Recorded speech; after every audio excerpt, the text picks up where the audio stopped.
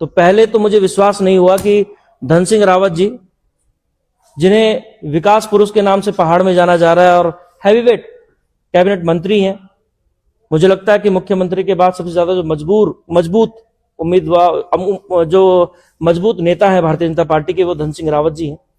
सहकारी समिति में 2017 में धन सिंह रावत जी जब इसमें आए तो उन्होंने इसको डिजिटलाइज करने को लेकर कदम उठाने शुरू किए, और कदम इस तरह से उठाए गए कि एक हैदराबाद की कंपनी है ITI हैदराबाद। शुरुआत में जब हम किसी भी संस्थान को डिजिटल माध्यम से अपनाने की कोशिश करते हैं, उसका डिजिटलाइजेशन करने की कोशिश करते हैं, तो हमारी कोशिश यही होती है कि पहले हम मोटे तौर पर वहां पर हार्डवेयरों को स्थापित करें। यानी कि मैं सीधे सीधे कह रहा हूं कि पहले हम कंप्यूटर लगाते हैं, उसके बाद सॉफ्टवेयर उसमें इंस्टॉल करते हैं, जिससे भी रिलेटेड है वो काम को किया जा सके। लेकिन ये पहला ऐसा विभाग था जहां सॉफ्टवेयरों को पहले खरीदा गया। अब इन्होंने सॉफ्टवेयर खरीदे हैं और इन सॉफ्टवेयरों की जो लागत है लगभग 4,90,000 रुपए बिना GST के इन सॉफ्टवेयरों की लागत है। इसमें इंस्टॉलेशन भी है और अन्य चीजें भी शामिल हैं। तो मैं आपको मोटा मोटा बता रहा हूं क्योंकि दस्तावेज करीबन 1000 पन्नों के थे, उसमें से मैंने महत्वपूर्ण पन्ने यहाँ पर मैं लेके आया हूं, और आप चाहें तो आपको इसकी कॉपी भी मिल सकती है। तो हमने जब इसकी जांच करी तो यही पाया कि 4,90,000 रुपए टोटल सॉफ्टवेयर को खरीदने की कॉस्ट थी। इसमें 18% जब हमने GST भी इंक्लूड की तो ये टोटल बैठा 5,78,200 रुपए एक सॉफ्टवेयर की कीमत। राज्य में 670 सहकारी समितियां जहां ये सॉफ्टवेयर लगाए जाने थे। अब एक की कीमत 5,78,000 रुपए है, इसको 670 से जब हम समायोजित करते हैं तो लगभग 38 करोड़ के सॉफ्टवेयर इन लोगों ने खरीदे हैं। ये पहला ऐसा विभाग होगा जिसका अपना सर्वर तो नहीं है लेकिन उन्होंने सॉफ्टवेयर खरीदे। ITI हैदराबाद, इसको ITI हैदराबाद को इसको कॉन्ट्रैक्ट दिया गया, और ITI हैदराबाद ने क्या करा, इसको कॉन्ट्रैक्ट को आगे बढ़ाते हुए इंटेलेक्ट एक कंपनी है उसको ये पूरा काम करने की अनुमति दे दी, या फिर उनके साथ अंदरूनी जो उनका जो भी एग्रीमेंट हुआ होगा, इंटेलेक्ट ने पूरे कार्य को किया। इसके जब हमने अन्य दस्तावेज निकाले तो ये पता चला कि सहकारी समितियों में जो ये डिजिटलाइजेशन किया जाना था उसमें केंद्र का रेशो रहना था 65%, यानी कि 65% जो धनराशि थी उसे केंद्र ने व्यय करना था, 25% धनराशि राज्य सरकार ने व्यय करना था, और 5% जो धनराशि थी वो सहकारी समितियों से लेना था ताकि सहकारी समितियों को मजबूत किया जा सके। लेकिन जब धन सिंह रावत जी सहकारी समिति के हेड बने तो सहकारी समितियों को मजबूत करने के बजाय केंद्र से पैसा नहीं लिया गया, राज्य से पैसा नहीं लिया गया, और इन्हीं सहकारी समितियों से ये पैसा पूरा उठाया गया। यानी जिन सहकारी समितियों को इस पूरे डिजिटलाइजेशन में केवल 5% व्यय करना था, पूरा 100% व्यय उनसे करवाया गया। यानी कि जो 4,90,000 रुपए है उसका आधा पेमेंट सहकारी समितियों के पास जो कैश होता है वहां से दिया गया।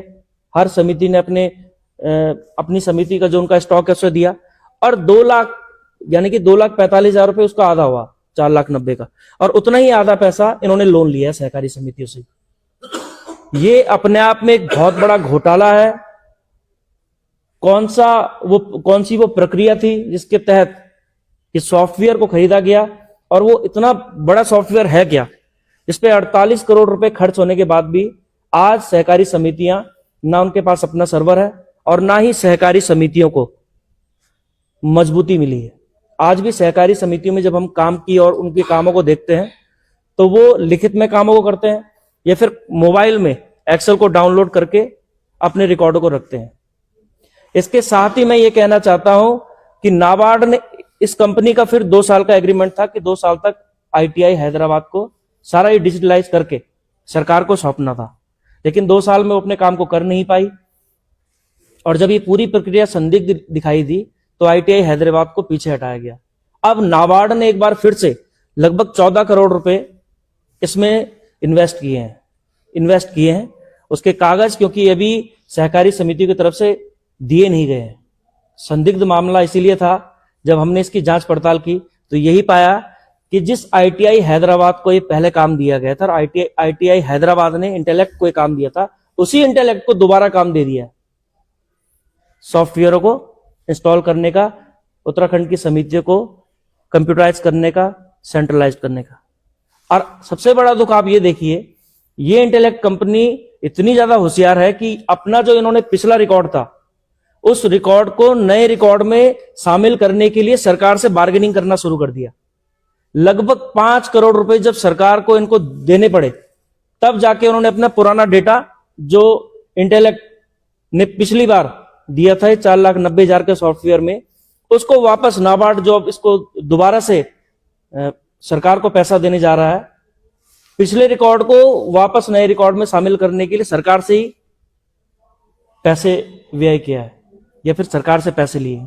यह अपने आप में मुझे लगता है कि पहला ऐसा मामला होगा जहां सरकार इतनी मजबूर है कि ये कंपनी जो उत्तराखंड के अंदर सहकारी समितियों को डिजिटलाइज करने की बात को करती है और कर नहीं पाती है, और दोबारा से उसे टेंडर दे दिया जाता है। इसके बावजूद कि वो सरकार से पूरी तरह से बार्गेनिंग करे, पहले के जितना भी डेटा था उसको दोबारा से इंस्टॉल करने की लागत भी सरकार से वसूले। तो टोटल ये लगभग 38 करोड़ का ऐसा सॉफ्टवेयर उत्तराखंड के अंदर इंस्टॉल किया गया है सहकारी समितियों में, जो आज तक काम करने में जिन्हें दिक्कत होती है। सहकारी समिति में जितने भी सचिव हैं, उनसे मजबूरन, अधिकतर लोगों से मजबूरन एनओसी पे साइन करवा के ये कहा गया कि भैया ये सॉफ्टवेयर अच्छा काम कर रहे हैं। वो बेचारे खुद इन सॉफ्टवेयरों से बहुत ज्यादा परेशान है। और जब सहकारी समितियों के प्रबंधन से इस बात को कहा गया कि आप अपना पक्ष को रखिए, तो कहीं ना कहीं धन सिंह रावत जी के दबाव में आकर वो इस बात को आगे करने से चूक रहे हैं या फिर अपनी बात को नहीं रख रहे हैं। क्योंकि हमारे पास आरटीआई से दस्तावेज मौजूद थे, अभी ये वापस दस्तावेज हमारे पास आए हैं। इसलिए इस बात को रखना इतना ज्यादा जरूरी है कि सरकार अगर पूरी मंशा के साथ काम करना चाहती है, पारदर्शिता के साथ काम करना चाहती है, तो फिर इस तरह से जो ये इंटेलेक्ट कंपनी है, इसको ब्लैकलिस्ट करने की जरूरत है। और जितना पैसा अभी तक इनको दिया गया है, लगभग 38 करोड़ से ज्यादा, इसकी भी रिकवरी करने की जरूरत है। क्योंकि आज तक सहकारी समितियों को जिस तरह से डिजिटल करने की बात को रखा गया था, वो डिजिटल हो नहीं पाई है। इसी के साथ मैं ये भी कहना चाहता हूं, इसमें जोड़ना चाहता हूं कि इन सॉफ्टवेयरों को इंस्टॉल करने के लिए और ऑपरेटिंग चालू करवाने के लिए सरकार के द्वारा कोई भी टेंडर प्रक्रिया को शुरू नहीं किया गया। अब आप देखिए, इसी सॉफ्टवेयर को जो 5,78,000 का करीबन बैठ रहा है, इसको इंस्टॉल करने के लिए सरकार के द्वारा 1,60,000 रुपए एक समिति को, यानी कि एक समिति एक कंप्यूटर को 1,60,000 रुपए दिया गया। और ये पूरे टेंडर प्रक्रिया, ये जो पूरा टेंडर होना था, इसको निरस्त करते हुए धन सिंह रावत जी के कोई खास व्यक्ति हैं, मैं उनका नाम तो नहीं जानता, लेकिन जो समिति के लोगों के द्वारा जो इनपुट हमें मिले, उसमें कोई खनूड़ी करके नाम आ रहा है सामने। कोई खनूड़ी कास्ट है जो धन सिंह रावत जी के साथ लगातार बने रहते हैं, उनको ये पूरा टेंडर दिया गया। अब इन महाशय ने क्या किया कि 1,60,000 रुपए तो लिए एक सॉफ्टवेयर को इंस्टॉल करने के, इसके अलावा कंप्यूटर भी लगाए गए, प्रत्येक समिति में कंप्यूटर भी लगाए गए, यानी कि एक समिति में एक कंप्यूटर, 670 समितियों में 670 कंप्यूटर मिनिमम लगे हैं। और एक कंप्यूटर की कॉस्ट इन्होंने बताई है लगभग 80,000 रुपए। अब आप देखिए, एक असेंबल्ड कंप्यूटर को इन्होंने 80,000 में खरीदा।